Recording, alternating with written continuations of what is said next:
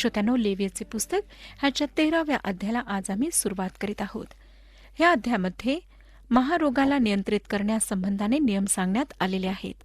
हा अध्याय पापाच्या वाढत्या पापीपणाविषयी आहे. मत्तेय शुभवर्तमान 15वा अध्याय 19 आणि 20 वचने सांगतात. मत्तेय शुभवर्तमान 15वा अध्याय 19 आणि 20 वचने. कारण अंतःकरणातूनच दुष्ट कल्पना, खून, व्यभिचार, जारकर्मे, चोऱ्या, खोट्या साक्षी, शिव्यागाळी ही निघतात. ह्या गोष्टी माणसाला विटाळवितात. न धुतलेल्या हातांनी जेवणे हे माणसाला विटाळवित नाही. आता आम्ही ह्या पुस्तकाच्या एका असाधारण भागात आलो आहोत. महारोगाविषयीचा भाग. काही जण विचारतील की काय हे आमच्यासाठी प्रत्यक्ष व्यवहारात लागू होते? मला सांगू द्या श्रोत्यांनो की हे संपूर्ण पुस्तक लागू होते. ह्या पुस्तकाच्या ज्या भागात आम्ही आहोत त्या भागाला रोजच्या जीवनातील पवित्रता असे शीर्षक आम्ही दिले आहे. परमेश्वर त्याच्या लेकरांच्या व्यवहारासंबंधाने, आचरणासंबंधाने दक्ष आहे. त्याला त्यांच्या भोजनाची काळजी आहे हे आम्ही पाहिले. आता 13, 14, 15 अध्यायांमध्ये आम्हाला दिसतं की तो महारोग व इतर बाबी संबंधाने शुद्धता ह्याविषयी कसा दक्ष आहे. महारोग व शरीरासंबंधी असलेल्या दुसऱ्या गोष्टी ह्या मानवाच्या हृदयात पापाचे जे प्रगटीकरण आहे त्याचे अचूक चिन्ह आहे. हे पापाचा वाढता पापीपणा आणि कृतीमध्ये पापाचा परिणाम दर्शविते. लेवियचा भर पापावर आहे. पवित्र परमेश्वराच्या उपासनेविषयी ह्या पुस्तकाच्या अंतरंगात हा महारोग व शरीरासंबंधीचा भाग घालण्यात आला आहे. पापाचा घाणेरडेपणा व किळसवाणेपणा महारोगाच्या रूपात दाखविण्यात आला आहे. आशाहीनता व प्राणघातकता फार अचूकपणे चित्रित करण्यात आली आहे. एक महारोगी जेव्हा धुळीने भरलेल्या उष्णतेमुळे कासावीस झालेल्या स्थितीत दमल्यामुळे मंद पावले टाकीत रस्त्यावरून ओरडत जात असे, अशुद्ध अशुद्ध, तेव्हा ते इस्रायलांकरिता एक स्मरण असे की तो सुद्धा नैतिकदृष्ट्या महारोगी आहे व त्याला अलौकिक रूपाने शुद्ध होण्याची आवश्यकता आहे. श्रोत्यांनो, कदाचित अशांपैकी एक आपण आहात ज्यांना वाटतं की कर्मांमुळे, पुण्यकार्यांमुळे आपले तारण होईल. त्यांना ख्रिस्ताची तारणारा म्हणून गरज नाही. मी आपणाला सांगू इच्छिते की जर आपण जसे आहात तसेच ख्रिस्ताविना स्वर्गात जाऊ शकाल तर आपण स्वर्गात अशुद्ध अशुद्ध अशुद्ध असे ओरडत राहाल. कुठलाच स्वर्गदूत आपणाला हात लावणार नाही. आपण परमेश्वराच्या उपस्थितीत कुठल्याच प्रकारे जाऊ शकणार नाही. मानवाला वाटतं की आम्ही परमेश्वरावर काही दावे करू शकतो, परंतु काहीही असो, आमचा त्याच्यावर काहीच दावा नाही. त्याचे आमच्यावर काही कर्ज नाही. या लहानशा पृथ्वीवर आमचे जे अस्तित्व आहे ते तो कधीही मिटू शकतो आणि त्यामुळे ह्या विश्वावर त्याचा काहीच परिणाम होणार नाही. परंतु देवाची स्तुती असो की तो आमच्यावर प्रीती करतो. हीच एक गोष्ट आहे ज्यामुळे तो आमच्याशी जुळलेला आहे. महारोग व पाप ह्यामधील तुलना पवित्र शास्त्रातील काही भागामध्ये पुन्हा आणि पुन्हा येणारा विषय आहे. स्तोत्रसंहिता 38 अध्याय 3, 4, 7 आणि 18 वचनांमध्ये आम्हाला सांगितलेले आहे, तुझ्या कोपामुळे माझ्या अंगी आरोग्य राहिले नाही, माझ्या पापामुळे माझ्या अस्तित स्वस्थता नाही. कारण माझे अपराध माझ्या डोक्यावरून गेले आहेत. जड ओझ्याप्रमाणे ते मला फार भारी झाले आहेत. माझ्या कमरेला दाह सुटला आहे. माझ्या अंगी आरोग्य अगदीच राहिले नाही. मी आपला दोष पदरी घेतो. माझ्या पापांमुळे मी खिन्न आहे. श्रोत्यांनो, ह्याच प्रकारे आम्ही परमेश्वराकडे पाहतो. यशायाच्या विचारात महारोग होता जेव्हा त्याने त्याच्या लोकांच्या पापांचे वर्णन केले. यशायाचे पुस्तक 1 अध्याय 6 वचनात तो म्हणतो, पायाच्या तळव्यापासून मस्तकापर्यंत काहीच धड नाही. जखमा, चेंचरलेले व पुवळलेले घाय आहेत. ते कोणी पिळून काढीत नाही. त्यावर कोणी पट्टी बांधित नाही. कोणी तेलाने नरम करीत नाही. यशायाचे पुस्तक 53 अध्याय 4 आणि 5 वचने सांगतात. यशायाचे पुस्तक 53 अध्याय 4 आणि 5 वचने. खरोखर आमचे व्याधी त्याने आपल्यावर घेतले, आमचे क्लेश त्याने वाहिले. तरी त्यास ताडण केलेले, देवाने त्यावर प्रहार केलेले व त्याला पिडिलेले असे आम्ही त्याला लेखिले. खरे पाहिले असता तो आमच्या अपराधांमुळे घायल झाला, आमच्या दुष्कर्मांमुळे ठेचला गेला. आम्हास शांती देणारी अशी शिक्षा त्यास झाली. त्यास बसलेल्या फटक्यांनी आम्हास आरोग्य प्राप्त झाले. श्रोत्यांनो, काही लोक म्हणतात की ह्या ठिकाणी तो महारोगाविषयी बोलत आहे व शारीरिक रोगाविषयी बोलत आहे. नाही, तो ख्रिस्तावर जे पाप लादण्यात आले त्याविषयी बोलत आहे. काय आम्ही ह्या बाबतीत निश्चिंत होऊ शकतो? पेत्र काय म्हणतो ते ऐका. पेत्राचे पहिले पत्र 2 अध्याय 24 वचन. पेत्राचे पहिले पत्र 2 अध्याय 24 वचन. त्याने स्वतः तुमची आमची पापे स्वदेही वाहून खांबावर नेली, ह्यासाठी की आपण पापाला मेलेले होऊन सदाचरणासाठी जगावे. त्याला बसलेल्या माराने तुम्ही निरोगी झाला आहात, कारण तुम्ही मेंढरासारखे भटकत होता. परंतु आता तुमच्या जीवाचा मेंढपाळ व संरक्षक ह्याच्याकडे तुम्ही परत फिरला आहात. आम्ही पापात मेलेलो होतो. त्याने स्वतःच्या शरीरावर आमची पापे घेऊन खांबावर वाहून नेली. त्याला बसलेल्या माराने आम्हाला आरोग्य प्राप्त झाले. आता हे खरे आहे श्रोत्यानो, की शारीरिक आजार पापाचे प्रगटीकरण आहे आणि त्या आजाराच्या जंतूमागे पाप असते. जर पाप नसते तर मृत्यू नसता, आजारही नसता. 2 महत्वाच्या गोष्टी ह्या अध्ययनात आम्ही लक्षात घ्यायला हव्यात. पहिली महत्वाची गोष्ट की पवित्र शास्त्र हा सर्वसाधारण दृष्टिकोन की त्या दिवसात महारोग असाध्य रोग होता हे मान्य करीत नाही. लेवीचे पुस्तक 14 अध्याय 2 वचनामध्ये सांगितले आहे, महारोग्यास शुद्ध ठरविण्याच्या वेळचा नियम हा त्याला याजकाकडे आणावे. जसे आम्हाला पवित्र शास्त्रामध्ये आढळते की अलौकिकरित्या काहींना ह्या आजारापासून आरोग्य मिळाले. जसे राजाचे 2 पुस्तक आणि 5व्या अध्यायामध्ये नामानाला आरोग्य मिळाले. काही अभ्यासक असे मानतात की इयोबाला महारोग होता. विज्ञानाच्या आधारे ह्या आजाराचे निदान करण्यात न येत असल्यामुळे ते ह्यावर चर्चा करतात की महारोग कसा रोग आहे, तो काय आहे. त्यांच्याजवळ तेव्हा औषध होते इलाजासाठी, ज्याला ते महारोगावर उपाय म्हणून वापरीत होते. हा व पुढचा अध्याय ह्यात महारोगाचा इलाज दिलेला नाही. हे लक्षपूर्वक पाहिले पाहिजे. याजकाला ह्यात महारोग आहे हे कसे निश्चित करावे ह्याविषयी सूचना देण्यात आल्यात व छावणीत तो पसरू नये म्हणून काय सावधानी बाळगावी हे सांगण्यात आले. त्याचे शुद्धीकरण झाल्यानंतर एक विधी पूर्ण करावा लागे. ह्या ठिकाणी त्याचा इलाज सांगितलेला नाही. 14व्या अध्यायात महारोगाचा आजार बरा झाल्यानंतर जे विधीपूर्वक शुद्धीकरण आहे त्याविषयी सांगण्यात आले आहे, परंतु इलाज सांगण्यात आलेला नाही. ह्याचा मुख्य उद्देश होता की महारोग जो एक पापाचा प्रकार आहे त्याच्या शुद्धीकरणाशी संबंधित जे फार महान आत्मिक सत्य आहे ते शिकवावे. दुसरी महत्वाची गोष्ट, हे काही महारोगाचे निदान, सावधगिरी व इलाज ह्यावर लिहिलेले पुस्तक नाही. वैद्यकीय दृष्टिकोनातून ह्या रोगाचे निदान कसे करावे ह्याविषयी केलेला प्रयत्नसुद्धा नाही.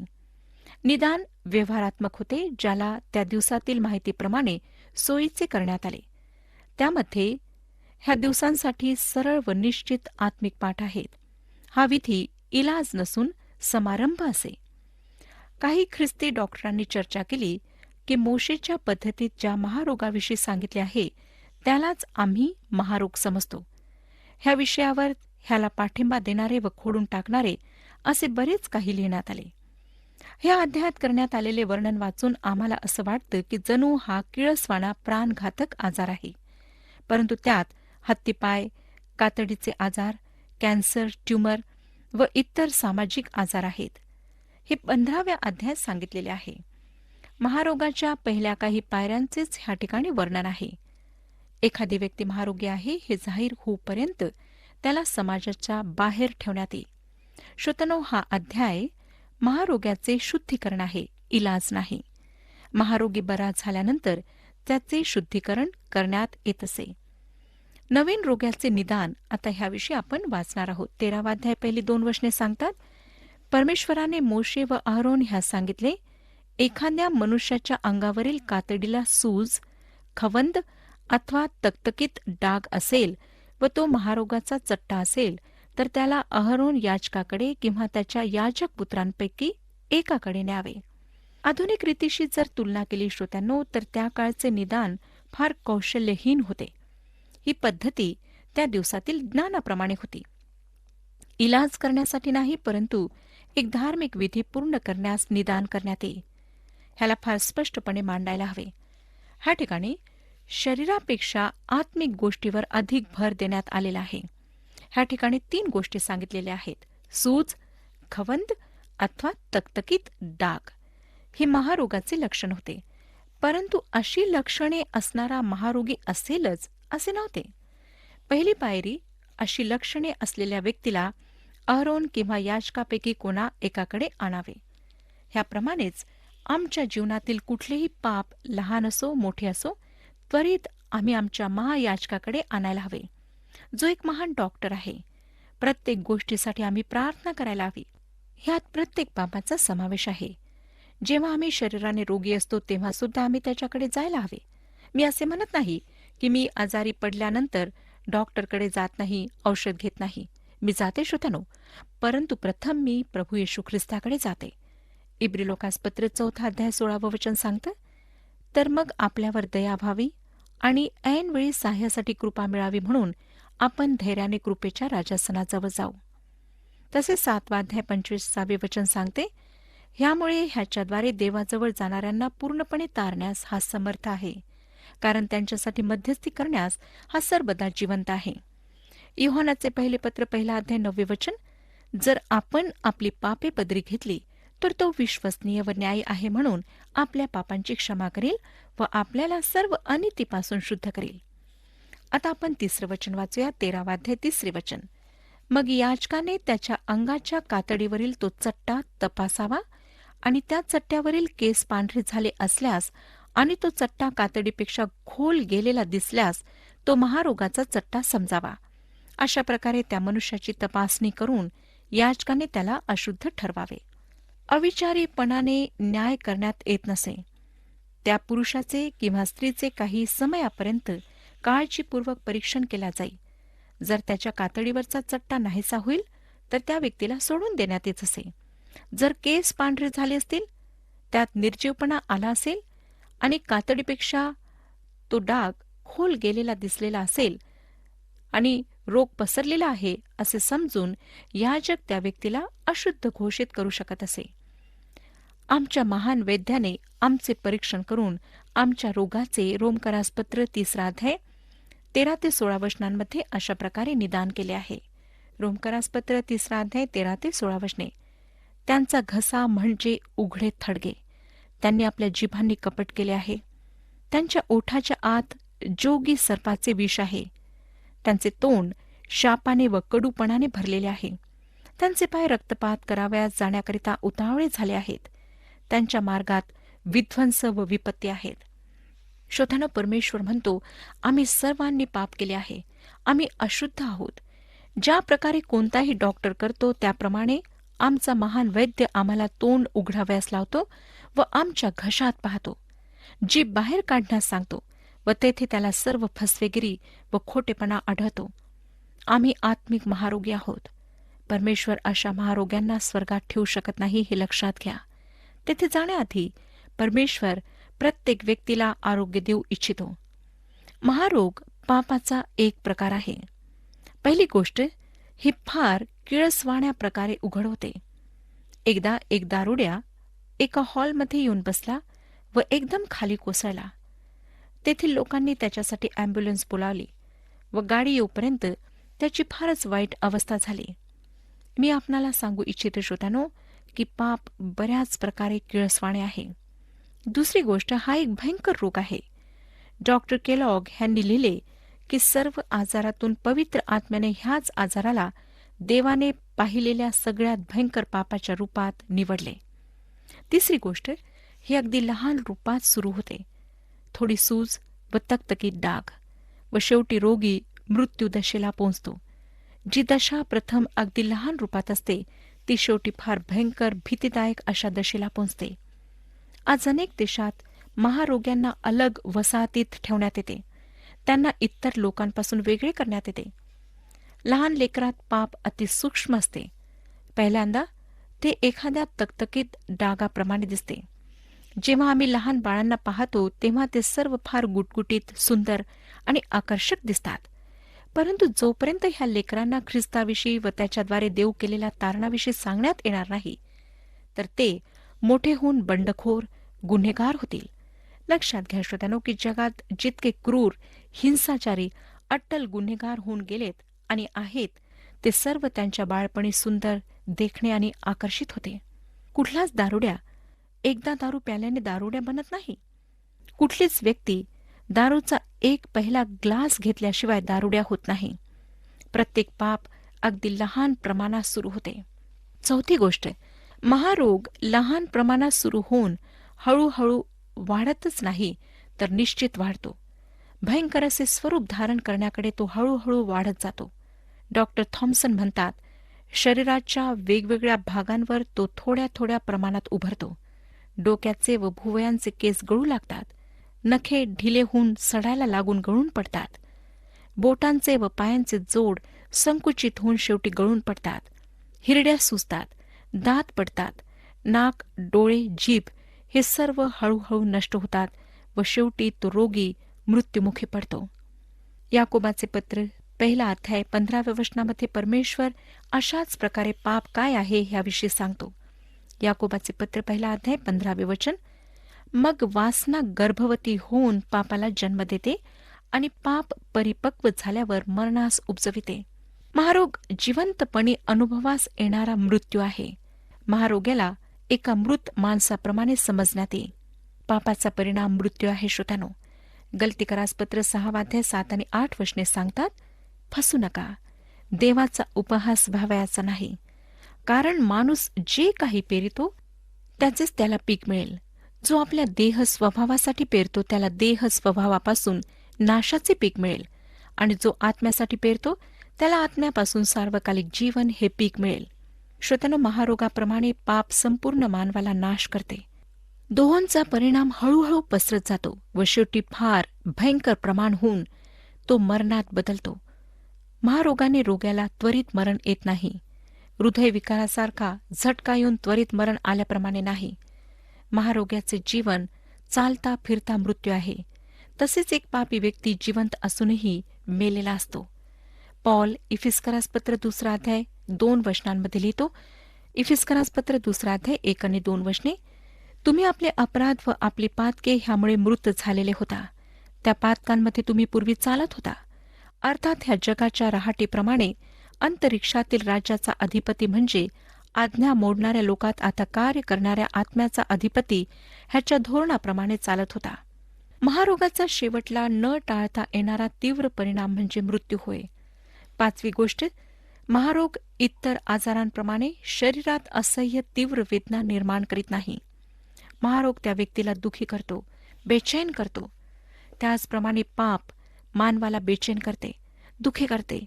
लोक मनोरंजन होण्यासाठी, हसण्यासाठी वेगवेगळे उपाय करतात, कारण ते दुःखी असतात. मनोरंजनाच्या रात्रीच्या क्लबमध्ये जातात व तेथे सुद्धा तशाच लोकांना भेटतात. श्रोतांनो, आजची पिढी अशीच आहे. हा एक महारोग आहे. शेवटी महारोग त्या व्यक्तीला अशा अवस्थेत पोहोचवतो जेथे काहीच संवेदना राहत नाहीत. जसे पौलाने इफिस्करास पत्र 4 अध्याय 19व्या वचनामध्ये म्हटले, ते कोडगे झाल्यामुळे त्यांनी हावरेपणाने सर्व प्रकारची अशुद्धता करण्यासाठी स्वतःला कामातुरपणास वाहून घेतले आहे. ते दुःखाने भरलेल्या स्थितीत समाधान मानू लागतात. तिमथ्याला पहिले पत्र 4 अध्याय आणि 2 वचन सांगते. तिमथ्याला पहिले पत्र 4 अध्याय 2 वचन, ज्या माणसाची ससद विवेक बुद्धी तर डाग दिल्यासारखीच आहे, ते अशा स्थितीत पोहोचतात. 6वी गोष्ट, महारोग अनुवंशिक आहे असे समजण्यात येते. तो आहे किंवा नाही माहिती नाही, परंतु पाप आहे. पापी काय करू शकतात तर ते अधिक पाप्यांना ह्या जगात आणू शकतात. ज्या ठिकाणी शिक्षण असे गृहीत धरते की मानवाचा नैतिक स्वभाव सुधारणे योग्य आहे, पारंपरिक ख्रिस्तीत्व हे गृहीत धरते की मानवाचा नैतिक स्वभाव हा नीतिभ्रष्ट व अत्यंत वाईट आहे. शिक्षणात हे गृहीत धरण्यात येते की मानवाच्या नैतिक सुधारणेसाठी बाहेरून काहीतरी उपाययोजना व्हायला हवी. पारंपरिक ख्रिस्तीपण गृहीत धरते की प्रतिनिधी परमेश्वर आहे आणि म्हणून मानवाचा नैतिक स्वभाव सुधरत नाही, तर तो नवीन स्वभावात परिवर्तित होतो. 7वी गोष्ट, शेवटी महारोग आणि पाप देवापासून एका व्यक्तीला दूर करते. हे फार क्रूरतापूर्ण वाटते की महारोगी फक्त समाजापासूनच दूर नाही, तर देवाच्या पवित्र स्थानापासून सुद्धा दूर असतो. हे स्मरणात ठेवायला हवे श्रोत्यानो की परमेश्वर पवित्र आहे, जो नीतिमत्व व स्वच्छता ह्यांचा उत्पादक आहे. म्हणून महारोग पापाचे चिन्ह आहे जे आम्हाला देवापासून दूर करते. यशायाचे पुस्तक 59 अध्याय आणि 2 वचन सांगतं. यशायाचे पुस्तक 59 अध्याय 2 वचन, तर तुमचे अपराध तुम्ही व तुमचा देव यांच्यामध्ये आड भिंतीप्रमाणे झाले आहेत. तुमच्या पातकांमुळे तो तुम्हास दर्शन देत नाही, तुमचे ऐकत नाही. नवीन येरुशलेममध्ये प्रगटीकरणाच्या पुस्तकात 21 अध्याय 27 वचन आणि 22 अध्याय 15 वचनाप्रमाणे ज्यांच्या पापांची क्षमा झाली नाही, जे स्वच्छ केल्या गेले नाहीत, अशा सर्वांना देवाच्या उपस्थितीपासून दूर ठेवण्यात येईल असे सांगण्यात आले आहे. तिच्यात कोणत्याही निषिद्ध गोष्टी आणि अमंगळपणा व असत्य आचरणारा इसम ह्यांचा प्रवेश होणारच नाही, तर कोकऱ्याच्या जीवनाच्या पुस्तकात लिहिलेल्या लोकांचा मात्र होईल. कुत्रे, चेटकी, जारकर्मी, खून करणारे, मूर्तीपूजक, लबाडीची आवड धरणारे व लबाडी करणारे सर्व लोक बाहेर राहतील. हे पाप आहे जे शरीराद्वारे दुष्ट रूपात दिसते. याजक त्या व्यक्तीचे निरीक्षण करून त्याला अशुद्ध घोषित करीत असे. त्याचप्रमाणे आमचा वैद्य मानव परिवाराकडे पाहतो व त्यांना अशुद्ध घोषित करतो. तो असे ह्यासाठी करतो की आम्ही शुद्ध होण्याकरिता त्याच्याकडे यावे. तो महारोग्याला स्पर्श करून त्याला शुद्ध करण्यास तयार आहे. श्रोत्यानो, आज आपल्या पापांची कबुली द्या. प्रभू येशू ख्रिस्ताजवळ या, त्याला आपला तारणारा म्हणून स्वीकारा आणि त्याच्याद्वारे शुद्ध आणि पवित्र असे जीवन प्राप्त करून घ्या. नवीन जीवन प्राप्त करून घ्या. परमेश्वर ह्या विषयात आपले मार्गदर्शन करो आणि आपणाला आशीर्वाद देऊ.